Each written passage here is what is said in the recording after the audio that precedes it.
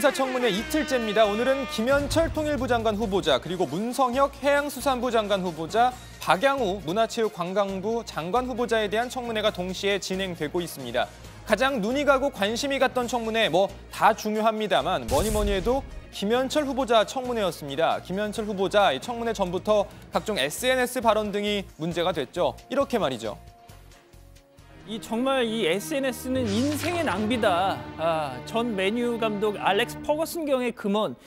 저 역시 좀 비슷한 경험이 있어서 아무튼 있는데, 자, 우리 정치권도 참 곱씹어봐야 한다. 특히 공직의 뜻이 있다면 더더욱 그래야 한다라고 생각합니다. 자, 먼저 김현철 통일부 장관 후보자. 이 2015년 3월 26일 이렇게 페이스북입니다. 그 전날인 25일 당시 문재인 새정치연합 대표 천안함 폭침 5주기를 맞아서 강화도 해병대대를 방문을 했죠. 자, 그런데 이 장면을 보면서 김 후보자 이렇게 비판했던 겁니다. 군복 입고 쇼를 하고 있으니 국민이 군대를 걱정하는 이 참담한 상황이 되지 않았는가? 또 대한민국 국민들의 수준이 당신들 생각만큼 그렇게 우습지 않다. 이렇게 비판을 했던 겁니다. 네, 이 김현철 후보자의 문 대통령만을 향했던 건 아닙니다. 과연 그의 평가 누구를 가리킨 건지 한번 맞춰보시죠. 먼저 정신병에 가까운 강박증, 평균 이하인 지적 수준, 대화 자체가 불가능한 아주 강한 비난인데 누구를 가리킨 걸까요?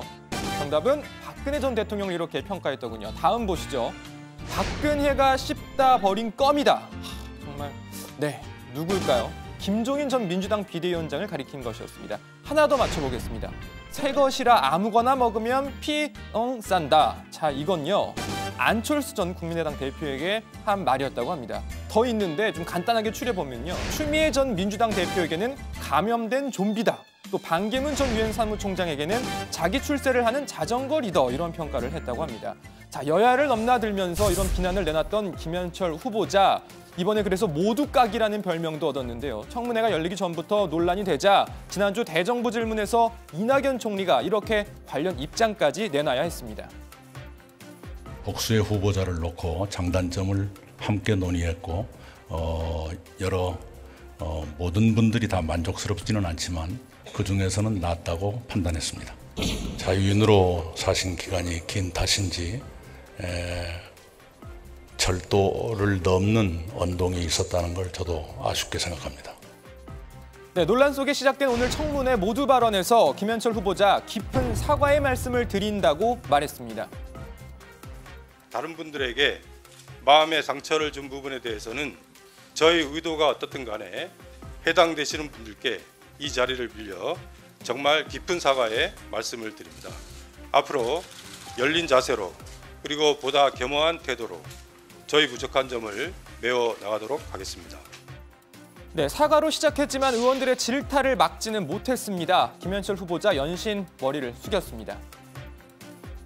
명색이 국무위원 후보자로 제청이 됐는데 전현직 대통령에 대한 이런 막말 수준의 평가, 이러고도 어떻게 제자들에게 대학 교수로서 이 품격을 유지할 수 있겠습니까?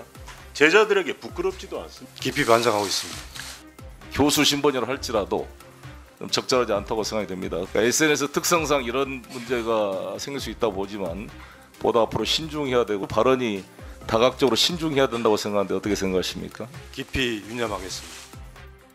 네, 오늘 청문회에는 아까 제가 소개했던 김현철 후보자 인물평 당사자 중 한 사람이 청문위원으로 참석해서 눈길을 끌었습니다. 바로 감염된 좀비라는 평가를 들었던 추미애 민주당 의원이었는데요. 과연 이 비난을 들은 당사자이자 동시에 여당 중진인 추 의원이 김현철 후보자에게 어떤 말을 내놓을지 관심이 쏠렸습니다.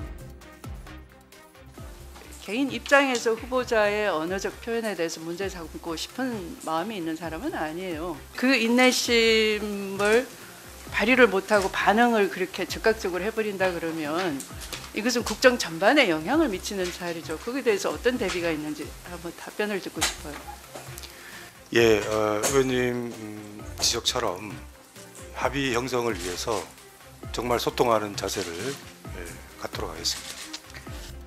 네, 그 외에도 오늘 청문회에서는 금강산 관광객 고 박광자 씨 피살 사건, 또 천안함 폭침 등에 대한 후보자의 입장을 두고 논란이 이어졌는데요. 다른 후보자 청문회 이야기도 좀 해야 해서 이 부분 들어가서 더 자세히 전해드리겠습니다. 자, 바로 이어서 문성혁 해수부 장관 후보자 청문회 잠깐 살펴보겠습니다.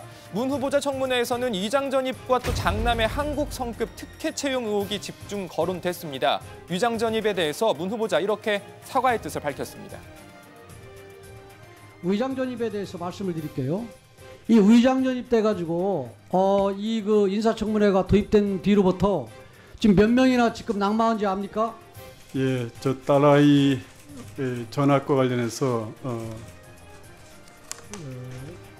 그 위장 전입을 한 사실에 대해서는 제가 뭐 입이 10개라도 할 말이 없습니다. 이 자리를 빌어서 송구스럽게 생각합니다. 네, 또 박양우 문체부 장관 후보자 청문회의 경우 상대적으로 정책 검증 위주의 질의응답이 이어졌지만 위장 전입, 논문 배필 논란, CJ 사회이사 재직 실절 논란, 또 자녀 증여세 꼼수 납부 논란 등에 대한 지적이 나왔습니다. 이 태권도에 대한 남다른 애정을 자랑하는 이동섭 의원은 체육 분야 전문성을 집중 질의했는데요. 이 과정에서 가쁜 태권도, 갑자기 분위기 태권도, 박 후보자 태권도 실력 인증까지 하게 됐습니다. 체육계는 무례한이다 그런 얘기 아닌데 거기에 대한 전문성 가지고 있습니까? 제 개인적으로는 저도 핸드볼 선수 출신이고요. 또 체육에 대해서는 늘 관심을 핸드볼 잘해요? 제가 선수 출신이고. 태권도 할 줄 알아요? 네? 태권도는 정말 저희들 어렸을 때부터 했습니까? 동네에서 이렇게 그 대련하고 그래 했습니까? 해봤습니까? 꽤 했는데요. 꽤 제가 했어요. 단증은 못 탔습니다. 네, 그렇군요. 참고로 저희 복국장은 태극권을 했고 저는 태권도 단증이 있습니다. 더 자세한 청문회 이야기는 들어가서 전해드리겠습니다. 오늘 발제 이렇게 정리합니다. 김현철 후보자 청문회 막말 논란 집중 질타, 김현철 깊은 사과.